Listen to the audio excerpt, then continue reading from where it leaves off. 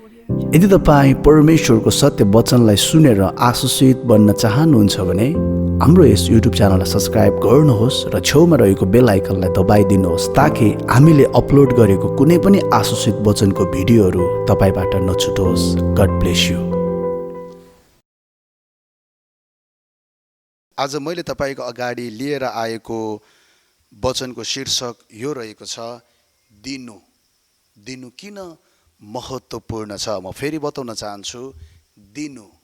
दिनु किन महत्त्वपूर्ण छ? सायद तपाईले यो शीर्षक सुनेर नै तपाईले थाहा पाइसक्नुभयो कि दिनु एकदमै महत्त्वपूर्ण छ। सायद तपाई धेरैजनालाई यो टपिक सुन्ने बित्तिकै तपाईलाई मन नपरेको पनि हुनसक्छ, तर म तपाईलाई बताउन चाहन्छु, तपाईलाई मन परे पनि नपरे पनि सुन्नुहोस्, दिनु चाहिँ एकदमै महत्त्वपूर्ण छ। विशेष गरिकन परमेश्वरको राज्यमा हामी छौँ, परमेश्वरको स्वभाव बोकेका मानिसहरू हामी हौँ। अनि परमेश्वरको स्वभाव चाहिँ दिने स्वभाव हो। यो संसारमा सबैभन्दा उत्तम दिने व्यक्ति चाहिँ हाम्रो परमेश्वर नै हुनुहुन्छ। अनि यो संसारमा सबभन्दा सुरुमा दिन सुरु गर्ने व्यक्ति नै हाम्रो परमेश्वर हुनुहुन्छ। उहाँले तपाईलाई प्रेम गर्नुभयो अनि तपाईको खातिर आफ्नो एकलौटे पुत्रलाई उहाँले दिनुभयो। अनि आफ्नो एकलौटे पुत्रद्वारा भएर सबै उत्तम कुराहरू उहाँले तपाईँ र मेरो निम्ति दिनुभएको छ। हामी जब दिने काम गर्छौँ, जब हामी दिन्छौँ, वास्तवमा हामीले परमेश्वरको स्वभाव झल्काइराखेका हुन्छौँ। जब तपाईँ एकदमै लोभी बन्नुहुन्छ, एकदमै नदिने व्यक्ति बन्नुहुन्छ, वास्तवमा तपाईँबाट इभन मबाट पनि परमेश्वरको स्वभाव झल्किरहेको हुँदैन। किनकि मैले अघि नै भने कि परमेश्वरको स्वभाव चाहिँ दिने स्वभाव हो। दियाइले तपाईँको जिन्दगी बदल्छ भन्ने शीर्षकमा मैले एउटा वचन अगाडि पनि मैले बोलेर युट्युबमा त्यो वचन राखेको छु। त्यो वचन हेर्नको लागि, फेरि हेर्नको लागि म तपाईँलाई रिकमेन्ड गर्न चाहन्छु। तपाईँले मेरो युट्युबमा सर्च गरेर तपाईँले यो वचन हेर्न सक्नुहुन्छ, दियाइले कसरी तपाईँको जिन्दगी बदल्छ। जसै यो हप्ता म परमेश्वरको वचन पढ्दै थिएँ, पहिलो राजा 17 अध्यायको 7 पददेखि 17 पदसम्म। अघिल्लो हप्ता पनि मैले यही विषयबाट तपाईँको अघिल्लो हप्ता पनि मैले यही खण्डबाट तपाईँको अगाडि वचन लिएर आएको थिएँ। अनि अगाडि पनि मैले यो खण्डबाट धेरैचोटि परमेश्वरको वचन बाँडेको छु। आज फेरि यही खण्डबाट म तपाईँको अगाडि आएको छु। यही खण्डबाट परमेश्वरले मलाई नयाँ पाठ अथवा नयाँ रहस्य उहाँले सिकाउनु भएको छ, जुन कुराबाट म व्यक्तिगत रूपमा म आफै आशीषित भएको छु। अनि म विश्वास गर्छु यो कुराहरूलाई सुनेर, यो वचनको प्रकाशलाई सुनेर आज निश्चय नै तपाईँ पनि आशीषित बन्नुहुनेछ। दिनु, दिनु किन महत्त्वपूर्ण छ, यो विषयमा हामी आजको वचन सुन्नेछौँ। पहिलो राजा 17 अध्यायको 7 पददेखि तल यस्तो लेखिएको छ, केही समयपछि देशमा पानी नपरेकोले त्यो खोलाको पानी सुक्यो। तब परमप्रभुको यो वचन तिनी कहाँ आयो। परमप्रभुको दास एलियाको विषयमा यहाँनिर लेखिएको छ, अब झट्टै सिदोनका सारपतमा गएर त्यहाँ बस, तँलाई खुवाउन मैले त्यस ठाउँमा एउटी विधुवालाई आज्ञा गरेको छु। यसैले तिनी सारपतमा गए। जब तिनी सारपतको मूल ढोकामा आइपुगे, तब तिनले एउटी विधुवालाई दाउरा बटुलिरहेकी देखे। तिनले हपारेर त्यसलाई भने, कृपा गरी एउटा लोहोटामा मलाई अलिकता पानी पिउनलाई ल्याइदेऊ। त्यो विधुवा पानी ल्याउनलाई जाँदा जाँदै तिनले फेरि हपारेर त्यसलाई भने, कृपा गरी एक टुक्रा रोटी पनि मलाई ल्याइदेऊ। त्यस विधुवाले जवाफ दिई, जीवित परमप्रभु तपाईँका परमेश्वरको नाउँमा शपथ खाएर म भन्दछु कि भाँडामा एक मुठी पिठो र ढुङ्ग्रोमा अलिकता तेल बाहेक मसित केही रोटी छैन।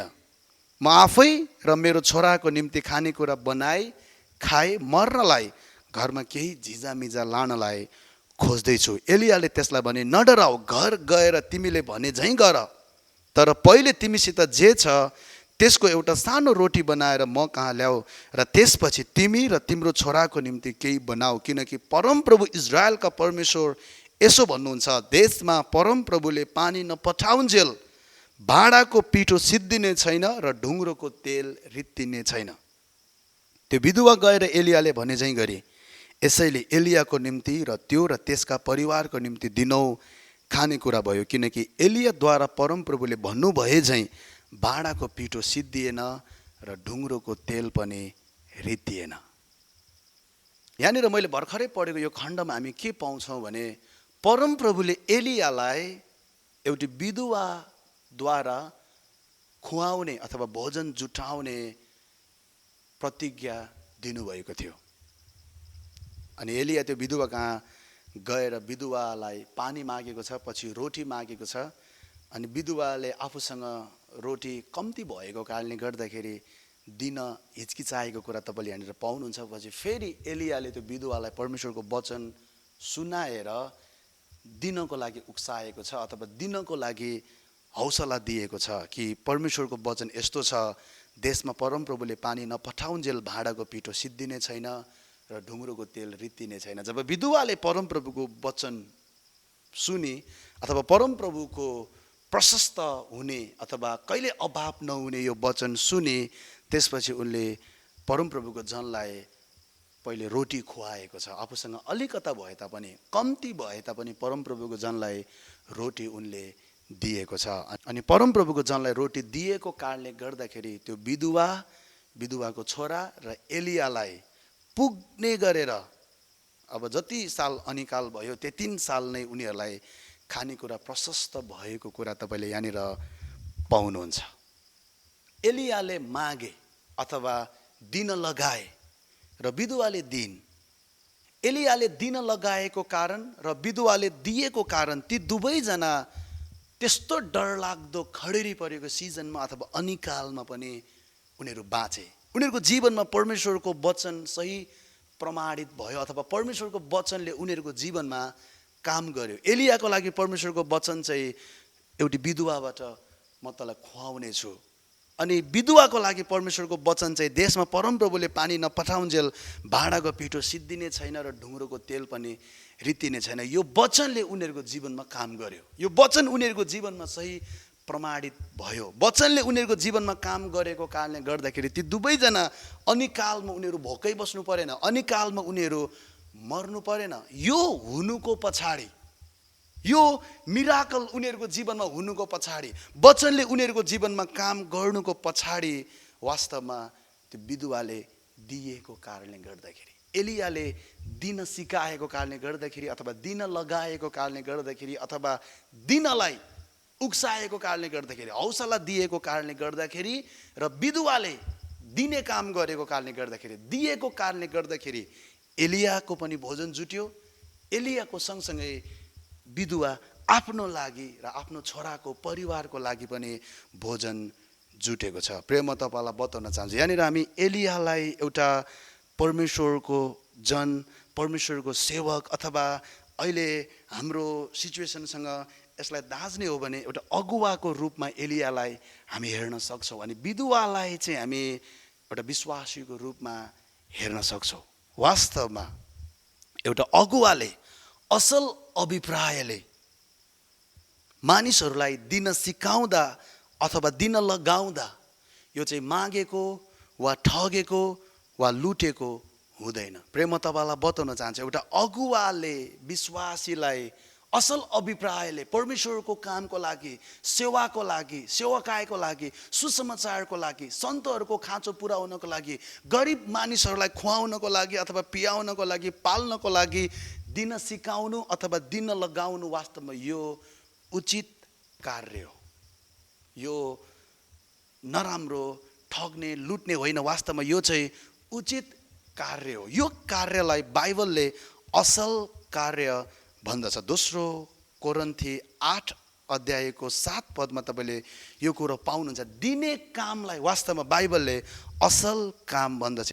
यहाँनिर यस्तो लेखेको छ, तर जसरी सबै कुरामा तिमीहरू बढेर गएका छौ, अर्थात् विश्वासमा, वचनमा, ज्ञानमा, सबै जोसमा र हामीप्रतिको तिमीहरूको प्रेममा, त्यसरी नै तिमीहरू यस असल काममा पनि प्रशस्त हो।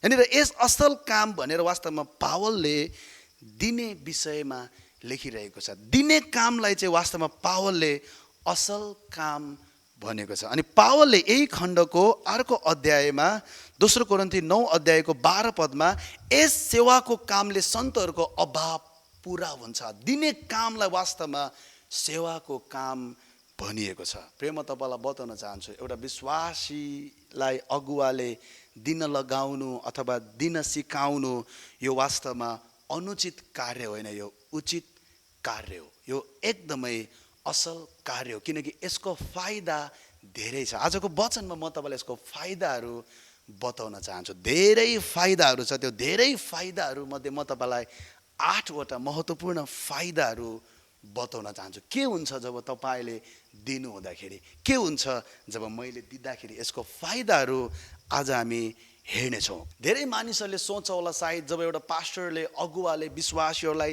दिन सिकाउँदाखेरि, दिन लगाउँदाखेरि यो चाहिँ उनीहरूबाट ठगेको अथवा लुटेको, यो चाहिँ वास्तवमा उनीहरूबाट ठगेको अथवा लुटेको होइन, उनीहरू ठगिनु र लुटिनुबाट बचाएको। म तपाईँलाई फेरि बताउन चाहन्छु, एउटा विश्वासीले परमेश्वरको राज्यमा दिँदाखेरि वास्तवमा ऊ लुटिँदैन, नदिँदाखेरि चाहिँ ऊ लुटिन सक्छ। परमेश्वरको वचनले यसरी भन्छ, मलाकी 3:8 दशांश र भेटीद्वारा विश्वासीले परमेश्वरलाई लुट्छ भनेर। वास्तवमा धेरैलाई थाहा छ यो कुरा कि दशांश र भेटी नदिँदाखेरि हामी परमेश्वरबाट लुट्छौँ। वास्तवमा परमेश्वरबाट लुट्नु भनेको चाहिँ सुन्नुहोस् है, हामीले थोरै दशांश नदिँदाखेरि, भेटी नदिँदाखेरि हामी यो विशाल ब्रह्माण्डको मालिक परमेश्वरलाई हामी कसरी लुट्न सक्छौँ र वास्तवमा उहाँ कसरी लुटिन सक्नुहुन्छ र। सुन्नुहोस्, परमेश्वरलाई लुट्ने भनेको चाहिँ वास्तवमा हामीले नदिँदाखेरि परमेश्वरसँग कम्ती हुन्छ अथवा परमेश्वरलाई घाटा हुन्छ भनेको होइन। परमेश्वर हामीलाई भक्कु दिन चाहनुहुन्छ, परमेश्वर हामीलाई औधी प्रेम गर्नुहुन्छ अनि हाम्रो जीवनमा सबै कुराहरू प्रशस्त मात्रामा राखिदिन चाहनुहुन्छ। अनि जब हामी दिने काममा पछाडि पर्छौँ, परमेश्वरले चाहनु भए तापनि त्यो काम परमेश्वर पुरा गर्न सक्नुहुन्न। किनकि जब तपाईँ पैसाको लोभी बन्नुहुन्छ, पैसालाई प्रेम गर्नुहुन्छ, पैसालाई प्राथमिकतामा राख्नुहुन्छ, परमेश्वर चाहेर पनि तपाईँलाई आशिष दिन सक्नुहुन्न। अनि सुन्नुहोस्, हामीले परमेश्वरलाई लुट्ने भनेको चाहिँ उहाँको धन सम्पत्ति हामीले खोज्ने भनेको होइन, त्यो इच्छाबाट चाहिँ हामी परमेश्वरलाई रोक्छौँ।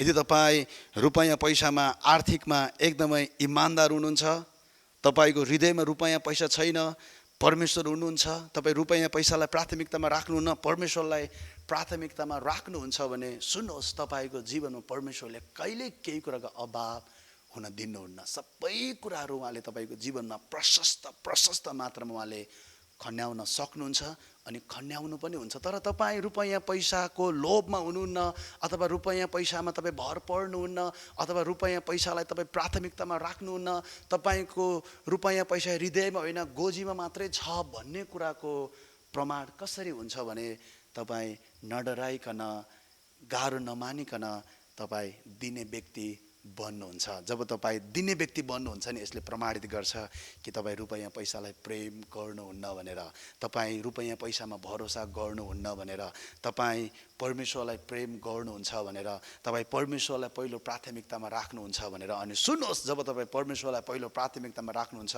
जब तपाईँ परमेश्वरमा भर पर्नुहुन्छ, रुपैयाँ पैसा मा होइन, जब तपाईँ परमेश्वरलाई र परमेश्वरको मानिसहरूलाई प्रेम गर्नुहुन्छ, रुपैयाँ पैसालाई होइन, तपाईँको जीवनमा कहिल्यै केही कुराको अभाव हुँदैन। विश्वासीहरूको जीवनमा अभाव हुन्छ किनकि उनीहरूले रुपैयाँ पैसालाई प्राथमिकता दिन्छ, रुपैयाँ पैसालाई प्रेम गर्छ परमेश्वरलाई भन्दा पहिला। परमेश्वरको वचनले यसरी भन्छ, तर पहिले उहाँको राज्य र उहाँको धार्मिकताको खोजी गर, यी सबै कुराहरू तिमीहरूका निम्ति थपिनेछ। उहाँले थप्ने काम गर्नुहुन्छ। यति नै छ, तपाईँ परमेश्वरलाई नलुट्नुहोस् अथवा आफै नलुटिनुहोस्। अनि आफै नलुटिने भनेको चाहिँ यो असल काम गरेर, यो सेवाको काम गरेर, अनि यो असल काम, यो सेवाको काम भनेको चाहिँ दिने काम हो। तपाईँले वचनमा हेर्नुभयो भने अघि भर्खरै हामीले पढेको खण्डमा एलियाले त्यो विधुवालाई दिन लगाएको छ अथवा दिन सिकाएको छ। प्रभु येशूले पनि मानिसहरूलाई देऊ त तिमीहरूलाई पनि दिनेछ भनेर दिनको लागि सिकाएको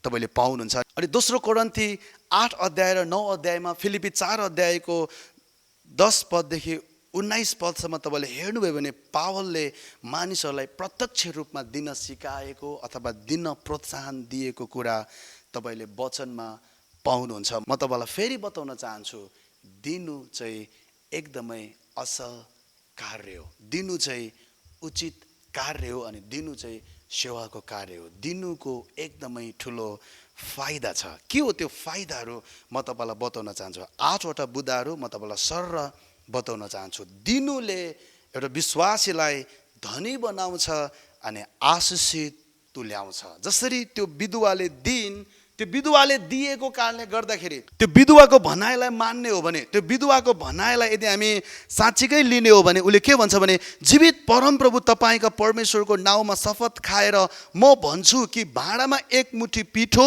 र ढुङ्ग्रोमा अलिकता तेल बाहेक मसित केही रोटी छैन। म आफै र मेरो छोराको निम्ति खानेकुरा बनाई खाई मर्नलाई घरमा केही झिझामिझा लानलाई खोज्दैछु। वास्तवमा यो विधवासँग कम्ती थियो खानेकुरा, अलिकति पिठो र अलिकति तेल मात्रै थियो। तर खाने व्यक्ति 2 जना थिए, उसको छोरा र ऊ।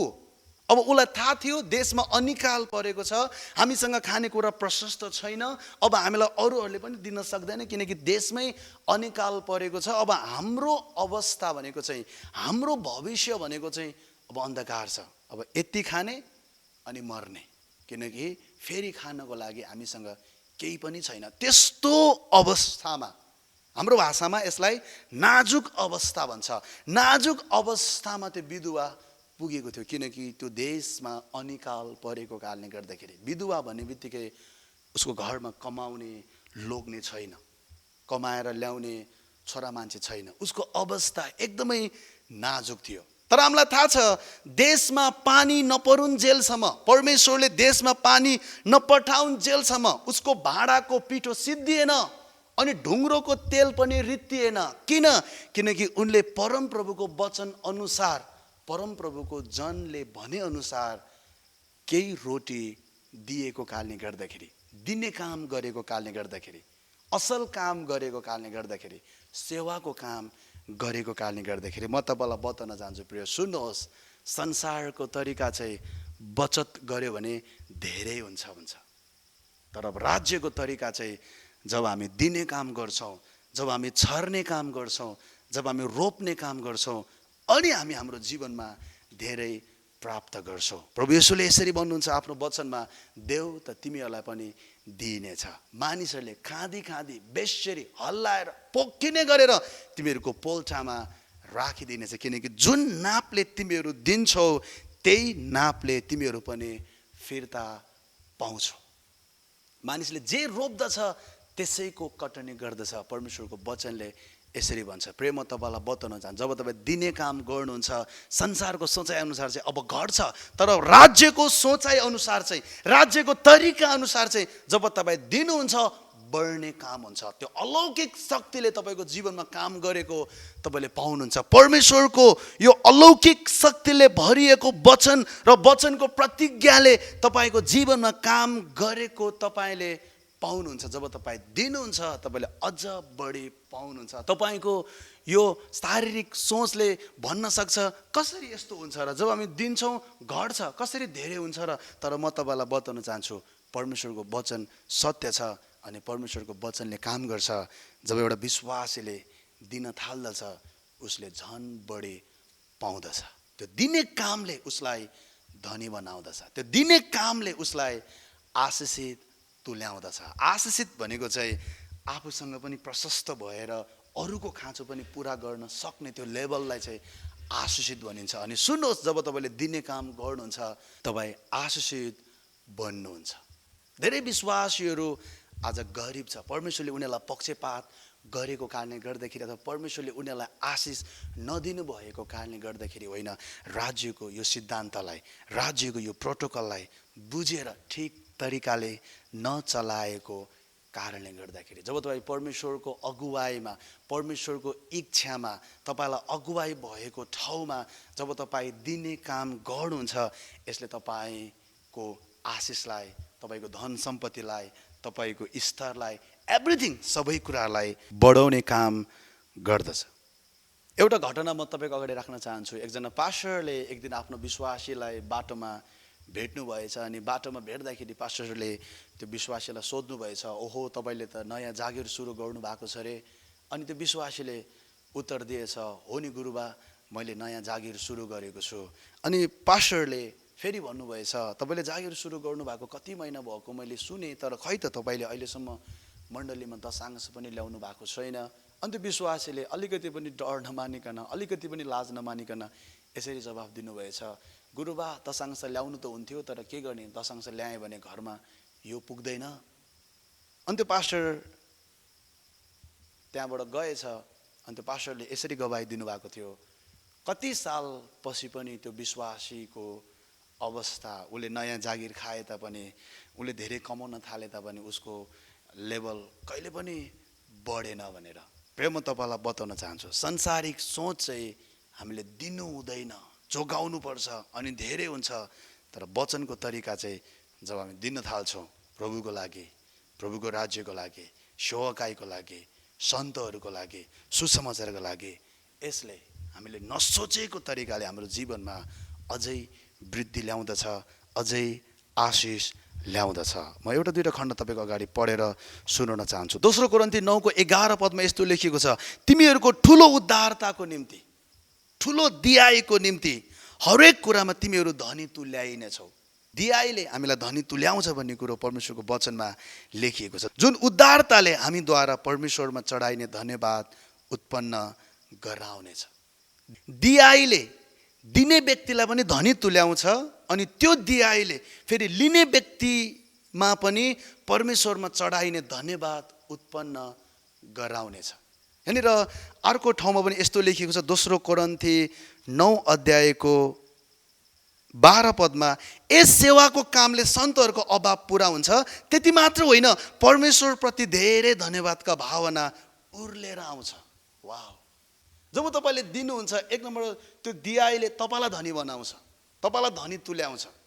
तपाईँले दिनुभयो अनि त्यसपछि आउँछ होइन, तपाईँले दिँदै गर्दाखेरि नै वास्तवमा तपाईँले परमेश्वरको स्वभाव झल्काइरहनु भएको हुन्छ। तपाईँले दिँदै गर्दाखेरि तपाईँ धनी हुनुहुन्छ, तपाईँ आशिषित हुनुहुन्छ भनेर तपाईँले ख्रिस्टमा आफ्नो परिचय दिइरहनु भएको हुन्छ। अनि त्यति मात्र होइन, परमेश्वरको वचनले भन्छ लिने व्यक्तिहरूमा पनि परमेश्वरमा चढाइने धन्यवाद उत्पन्न गराउनेछ। जसले पाउँछ उसले पनि परमेश्वरमा प्रार्थना गरिरहेको हुनसक्छ, विश्वास गरिरहेको हुनसक्छ। जब उसको हातमा त्यो ब्लेसिङ आउँछ, त्यो गिफ्ट आउँछ, त्यो पैसा आउँछ, उसले दिने व्यक्तिलाई पनि धन्यवाद भन्छ, त्योभन्दा बढी चाहिँ परमेश्वरलाई धन्यवाद भन्छ।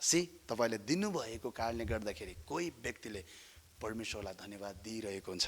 परमेश्वरप्रति धन्यवादको भावनाहरू उनको हृदयमा उर्लेर आइरहेको हुन्छ। परमेश्वरको महिमा गरिरहेको अथवा परमेश्वरको वचन उनको जीवनमा प्रमाणित भइरहेको पनि हुन्छ। अर्को एउटा खण्ड म तपाईँको अगाडि पढेर सुनाउन चाहन्छु अनि यो खण्ड मलाई एकदमै मनपर्छ। हितोपदेश 11:24 र 25 यहाँनिर परमेश्वरको वचनले यसरी भन्छ, कोही मानिसले उद्धार हातले दिन्छ र अझ बढी पाउँछ, अर्कोले दिन सक्ने पनि दिँदैन र दरिद्रतामा पर्छ। उद्धार मानिसको फलिफाप हुन्छ। परमेश्वरको वचनले भन्छ उद्धार मानिसको, लोभ नगरिकन उद्धार चित्तले ठुलो हात बनाएर दिने व्यक्तिको फलिफाप हुन्छ। अरूलाई उत्साह दिने व्यक्तिले आफू पनि नयाँ उत्साह पाउँछ।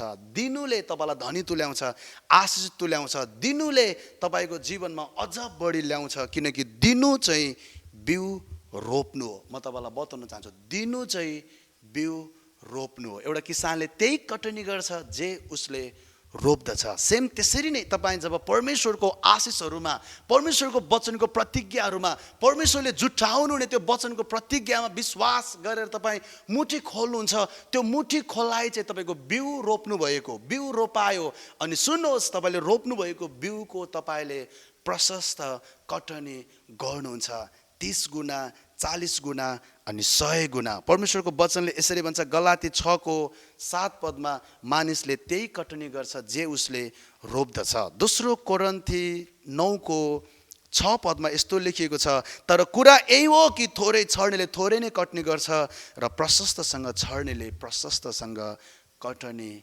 गर्छ। जब तपाईँ आफैलाई दिनबाट रोकिराख्नु भएको हुन्छ, वञ्चित गरिराख्नु भएको हुन्छ, तपाईँले बिउ रोप्ने काममा ढिलाइ गरिरहनु भएको हुन्छ अथवा बिउ रोप्ने काममा कन्जुसाइ गरिराख्नु भएको हुन्छ। अनि हामीलाई थाहा छ, जसले बिउ रोप्छ त्यसैले कटनी गर्दछ। दिनुको फाइदा, मैले तपाईँलाई 1 नम्बर फाइदा भने यसले तपाईँलाई धनी बनाउँछ, आशिषित तुल्याउँछ।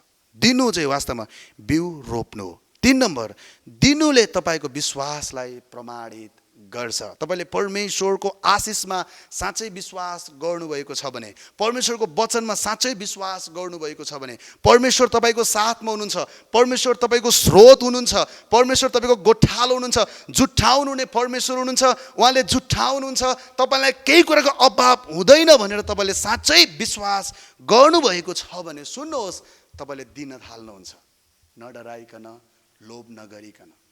तपाईँलाई लोभ लाग्दैन, तपाईँलाई डर लाग्दैन, किनकि तपाईँलाई यो थाहा हुन्छ परमेश्वरले तपाईँलाई जुठाउनुहुन्छ भनेर। तपाईँलाई यो थाहा हुन्छ परमेश्वर नै तपाईँको स्रोत हुनुहुन्छ भनेर। तपाईँलाई यो थाहा हुन्छ कि तपाईँको जीवनमा कहिले केही कुराको अभाव हुँदैन भनेर।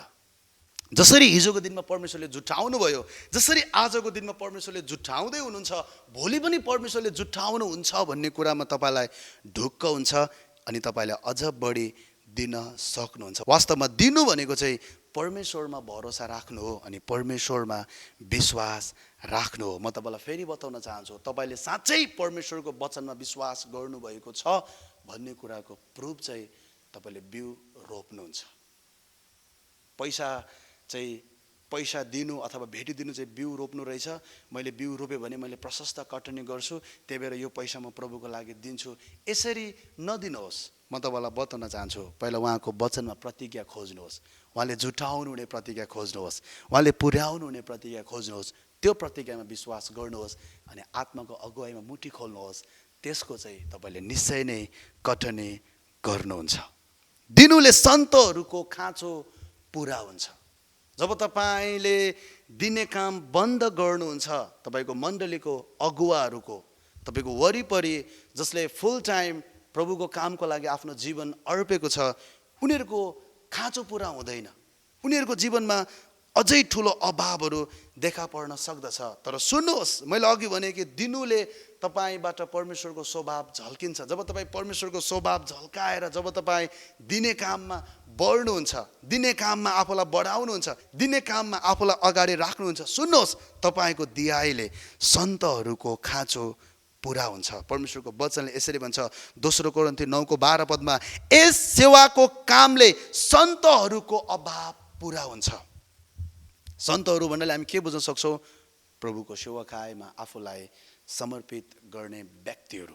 तपाईँको पास्टर, तपाईँको अगुवा, तपाईँलाई वचन सिकाउने व्यक्ति, तपाईँलाई ख्रिस्टमा हुर्काउने व्यक्ति, जोहरूले सबै कुराहरू छोडेर यही कामलाई प्राथमिकतामा राखेको छ। जसरी तपाईँले हाम्रो आजको मुख्य खण्डमा तपाईँले पाउनुभयो कि एलियाको खाँचो त्यो विधवाद्वारा पुरा भएको छ।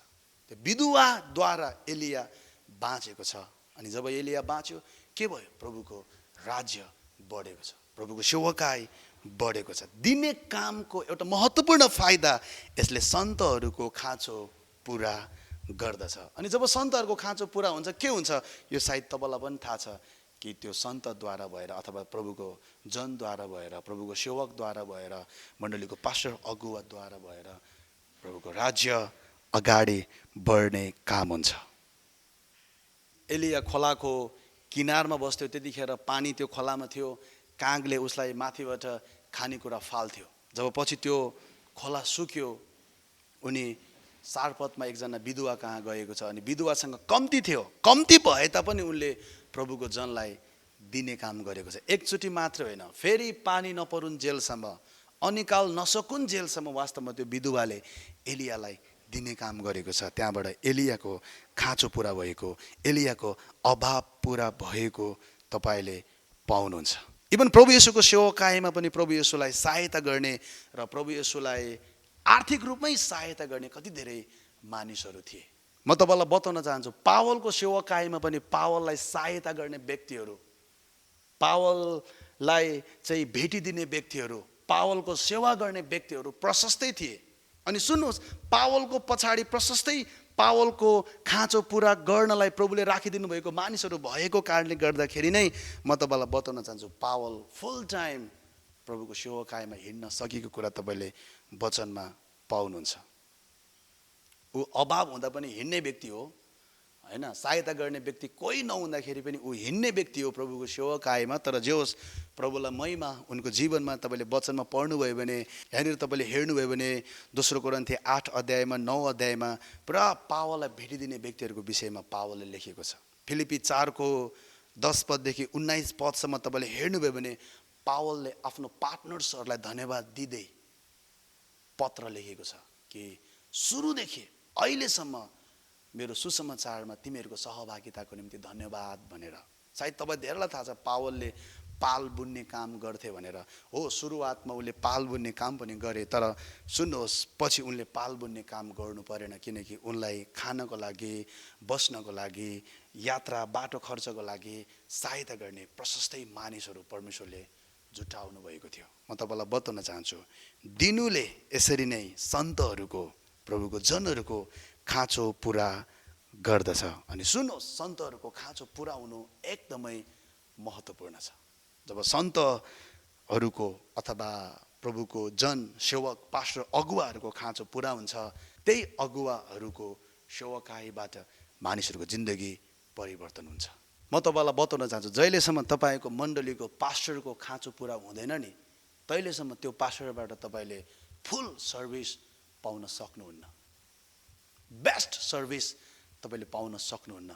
म तपाईँलाई उत्साह दिन चाहन्छु। अहिले जतिजनाले मलाई हेरिराख्नु भएको छ, तपाईँको मण्डलीको पास्टरको खाँचो के छ जान्नुहोस्, अनि के तपाईँले सक्नुहुन्छ, कति तपाईँले सक्नुहुन्छ, सपोर्ट गर्नुहोस्। अनि यहाँबाट सुन्नुहोस्, प्रभुको वचनले भन्छ जब दिने काम हुन्छ नि, लिने व्यक्तिमा चाहिँ के हुन्छ, परमेश्वरमा चढाइने धन्यवाद उत्पन्न हुन्छ।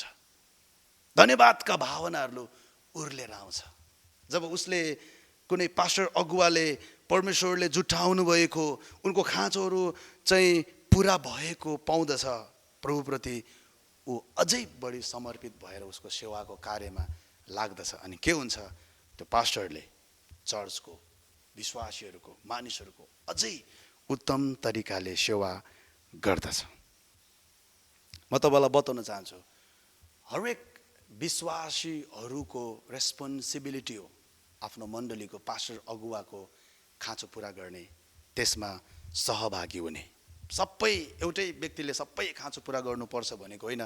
तपाईँले जति सक्नुहुन्छ, जे सक्नुहुन्छ, जोस् आफ्नो पास्टरको सेवा गर्नुहोस्। खालि पास्टर अगुवाबाट मात्रै सेवा पाउने अपेक्षा नराख्नुहोस्। अभियसली तपाईँले बेस्ट सेवा पाउनुहुन्छ आफ्नो पास्टर अगुवाबाट, पहिले आफ्नो पास्टर अगुवाको पनि बेस्ट सेवा तपाईँले गर्नुहोस्।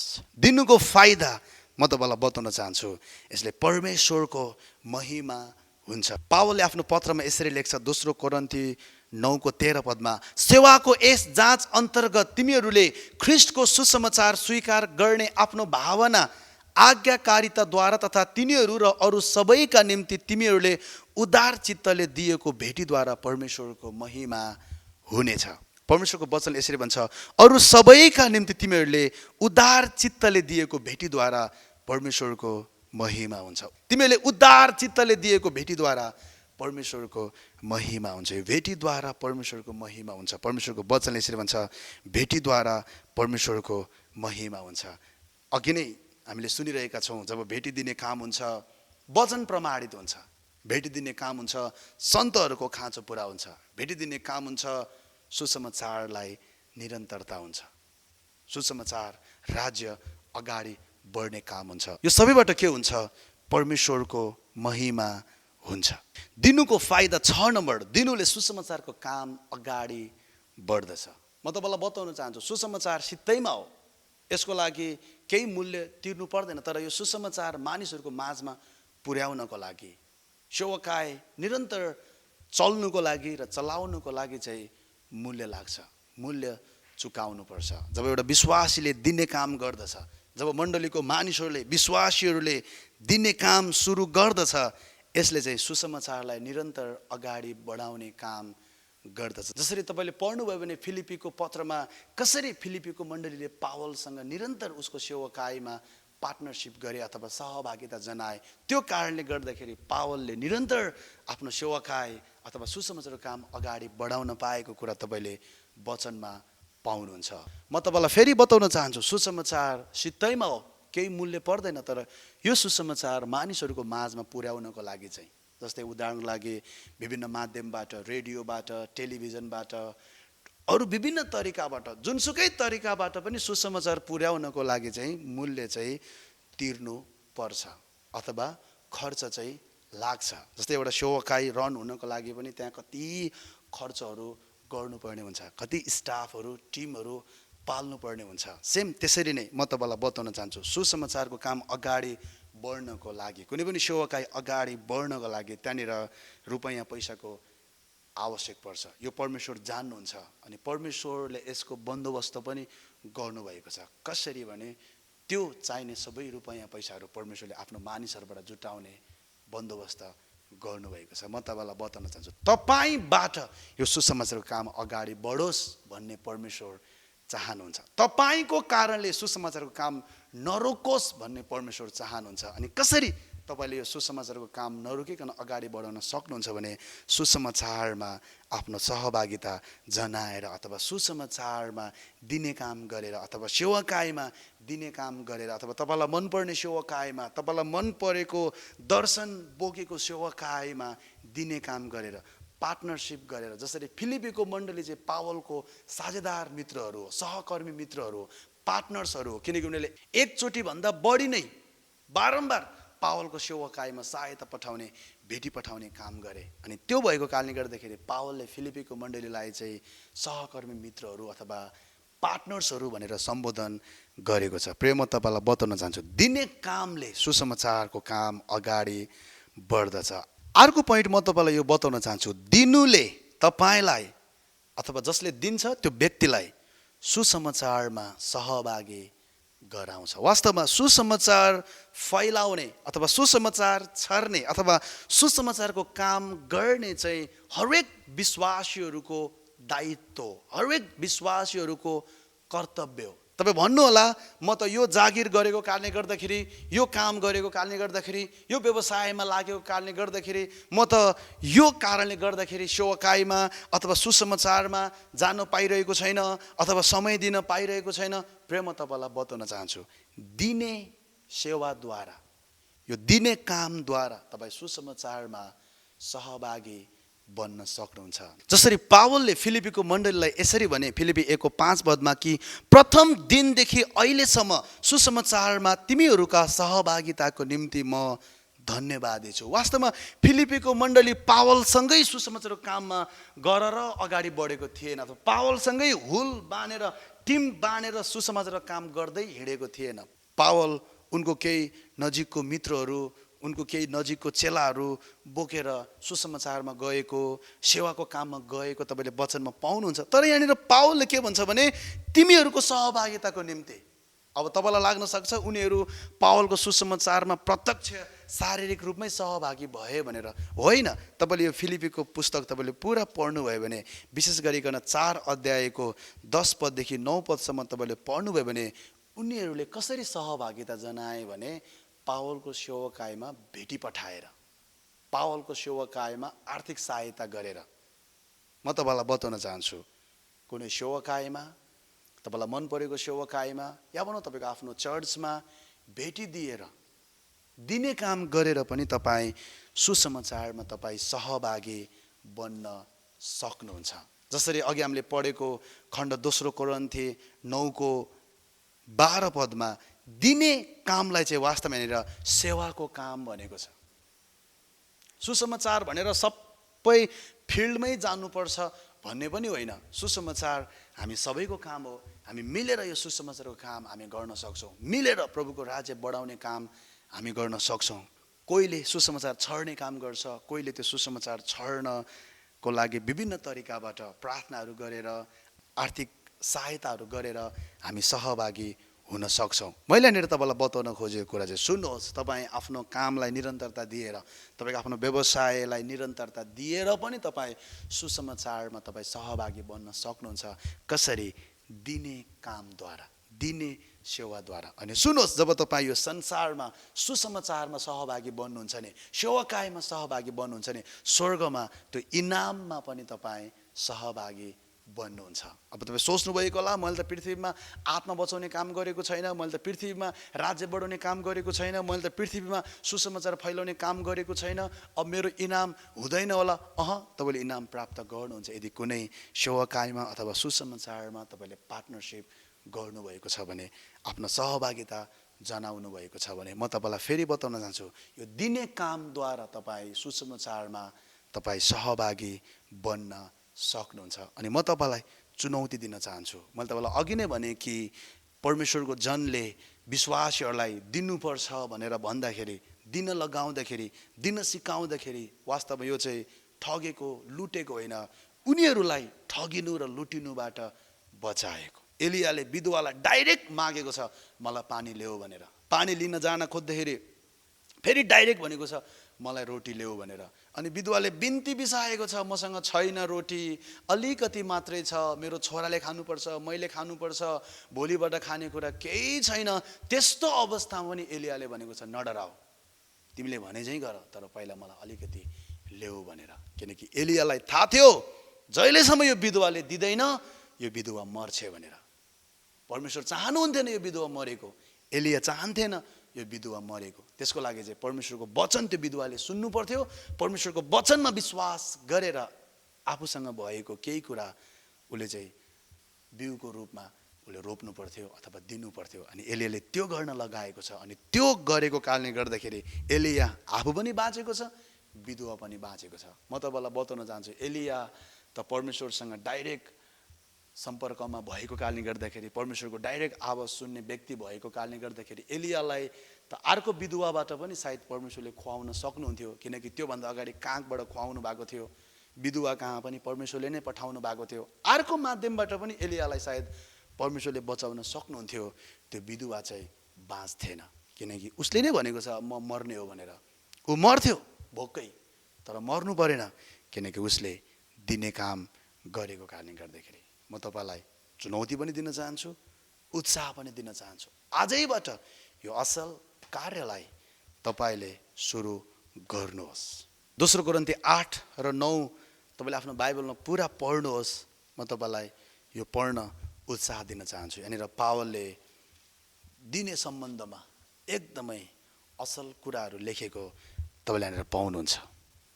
अर्को अन्तिम फाइदा म तपाईँलाई बताउन चाहन्छु। 8 नम्बरमा दिनुले परमेश्वरको स्वभाव झल्काउँछ। यो सुरुवातमा पनि मैले भने कि दिनु चाहिँ वास्तवमा परमेश्वरको स्वभाव हो भनेर। जब तपाईँ दिने काम गर्नुहुन्छ नि वास्तवमा तपाईँले परमेश्वरको स्वभाव झल्काइरहनु भएको हुन्छ। अनि म तपाईँलाई बताउन चाहन्छु, दिने बानी अपनाउनुहोस्। परमेश्वरले यो बानीलाई प्रेम गर्नुहुन्छ।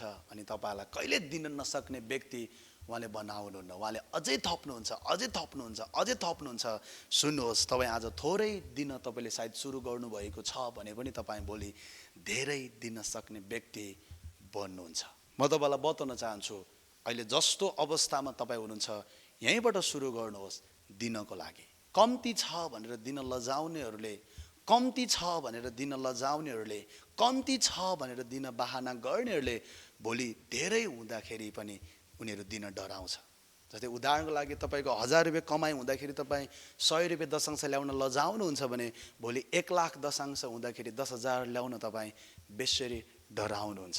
तपाईँको कमाइ 1 करोड हुँदाखेरि पनि तपाईँ त्यही अनुसारको भेटी परमेश्वरको चरणमा तपाईँ अलिकति पनि नडराइकन, अलिकति पनि नकामिकन तपाईँ ल्याउन चाहनुहुन्छ, ल्याउने व्यक्ति तपाईँ बन्न चाहनुहुन्छ भने आज तपाईँको कमाइ दिनको 100 रुपियाँ मात्रै छ भने पनि त्यही अनुसारको सानो किन नहोस् भेटी परमेश्वरको चरणमा ल्याउने बानी गर्नुहोस्। किनकि परमेश्वरले तपाईँले कति दिनुहुन्छ, कति ठुलो सानो त्यो हेर्नुहुन्न, उहाँले तपाईँको हृदय हेर्नुहुन्छ, कस्तो हृदयले तपाईँले ल्याउँदै हुनुहुन्छ। परमेश्वरले उहाँको वचनमा उदार चित्तले दिनु भन्छ, कर कापमा परेर होइन। यानी यस्तो लेखेको छ, हरेक मानिसले आफ्नो मनमा सङ्कल्प गरे बमोजिम देओस्, इच्छा नभई होइन न त कर कापमा परेर। बाइबलले हामीलाई उदार चित्तले दिन सिकाउँदछ, कर कापमा परेर होइन। म तपाईँलाई बताउन चाहन्छु, कर कापमा परेर नदिनुहोस्, बरु दिन बन्द गर्नुहोस्, थोरै दिनुहोस् तर राजी खुसीले, सो इच्छाले दिनुहोस्।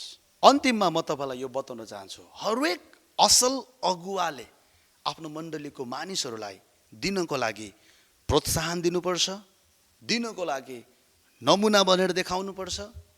दिनुले कस्तो फाइदाहरू ल्याउँदछ भनेर फाइदाहरू बताउन सक्नुपर्छ। अनि त्यति मात्र होइन, दिने व्यक्तिहरूलाई धन्यवाद सँगसँगै फेरि प्रशंसा र तारिफ पनि गर्नुपर्छ। जसरी तपाईँले फिलिपी 4 अध्याय तपाईँले हेर्नुभयो भने पावलले दिने व्यक्तिहरूलाई प्रोत्साहन दिएको, धन्यवाद दिएको अनि दिने व्यक्तिहरूको लागि आशिष बोलिदिएको, प्रार्थना गरिदिएको कुरा तपाईँले पाउनुहुन्छ। यहाँनिर दोस्रो कोरिन्थी 8 अध्यायको 1 पददेखि 7 पदसम्म म पढेर सुनाउन चाहन्छु। भाइ हो, म्याकेडोनियाका मण्डलीहरूमा परमेश्वरले दिनुभएको अनुग्रहको विषयमा हामी तिमीहरूलाई बताउन चाहन्छौँ। कष्टको भयङ्कर परीक्षाको बीचमा पनि प्रशस्त आनन्द र घोर दरिद्रतामा तिनीहरूले उदार चित्तले दान दिए, किनकि म गवाही दिन्छु कि तिनीहरूले आफ्नो औकात अनुसार र औकातभन्दा बढी पनि आफ्नै राजी खुसीले दिए। तिनीहरूले सन्तहरूको सहायताको निम्ति भाग लिन पाऊँ भनेर हामीलाई आग्रहपूर्वक बिन्ती गरे। हामीले अपेक्षा गरे बमोजिम तिनीहरूले गरेनन्, तर तिनीहरूले पहिले आफैलाई प्रभुमा अर्पण गरेर परमेश्वरको इच्छा अनुसार हामीलाई दिए। यसैले तीतसले अघिबाटै सुरु गरेका हुनाले तिमीहरूका माझमा पनि यो असल काम समाप्त गरून् भनेर हामीले तिनलाई बिन्ती गऱ्यौँ। तर जसरी सबै कुरामा तिमीहरू बढेर गएका छौ, अर्थात् विश्वासमा, वचनमा, ज्ञानमा, सबै जोसमा र हामीप्रतिको तिमीहरूको प्रेममा, त्यसरी नै तिमीहरू यस असल काममा पनि प्रशस्त हो। यहाँनिर पावलले दिने काममा प्रशस्त हो भनेर उत्साह दिँदैछ, प्रोत्साहन दिँदैछ, हौसला दिँदैछ र सँगसँगै दिने व्यक्तिको उदाहरण, दिने व्यक्तिको तारिफ र दिने व्यक्तिको प्रशंसा गरेको कुरा तपाईँले यहाँनिर पाउनुहुन्छ। तपाईँलाई यही बताउन चाहन्छु, अन्तिममा दिनुको धेरै फाइदा छ। दिनु एकदमै उचित कार्य हो, यो असल कार्य हो अनि यो सेवाको कार्य हो। यो सेवाको कार्यमा तपाईँ बढ्नुहोस्, यो सेवाको कार्य आजैबाट सुरु गर्नुहोस्। यही उत्साह दिन चाहन्छु, यही हौसला दिन चाहन्छु अनि यही चुनौती दिन चाहन्छु। यो वचनबाट परमेश्वरले तपाईँको हृदयमा शान्ति ल्याउन्। जय मसीह। हाम्रो आजको यो वचनलाई अन्तिमसम्म बसेर सुनिदिनु भएको लागि धेरै धन्यवाद। यदि यो वचन तपाईँलाई मन पर्यो भने कमेन्ट लेख्नुहोस् र सेयर पनि गरिदिनुहोस्, ताकि जसरी तपाईँ आशिषित हुनुभयो त्यसरी नै अरू धेरै मानिसहरू यो वचनलाई सुनेर आशिषित हुनुभएको होस्। र साथै यदि तपाईँ हाम्रो सेवकाईमा र हाम्रो सेवकाईको दर्शनमा हामीसँग जोडिन चाहनुहुन्छ, हातेमालो गर्न चाहनुहुन्छ, पार्टनरसिप गर्न चाहनुहुन्छ अथवा स्वेच्छा भेटी दिएर हाम्रो सेवकाईलाई सहायता पुर्याउन चाहनुहुन्छ भने स्क्रिनमा तपाईँले हाम्रो सेवकाईको ठेगाना र फोन नम्बरहरू तपाईँले पाउनुहुन्छ। त्यो फोन नम्बरहरूमा तपाईँले हामीलाई सम्पर्क गर्नुहोस्। परमेश्वरले तपाईँलाई धेरै अनुग्रह गरून्। जय मसीह।